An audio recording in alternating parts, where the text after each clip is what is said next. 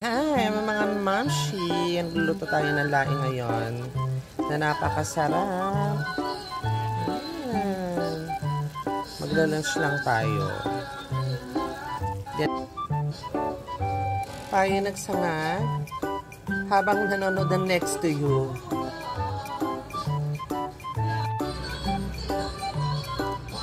Ito yung ating homemade longganisa.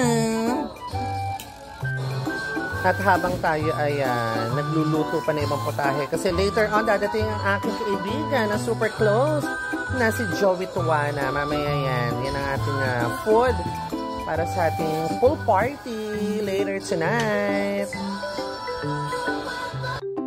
At heto na ang ating pangsisig. Napaka-crunchy, super crunchy niyan. Sarap!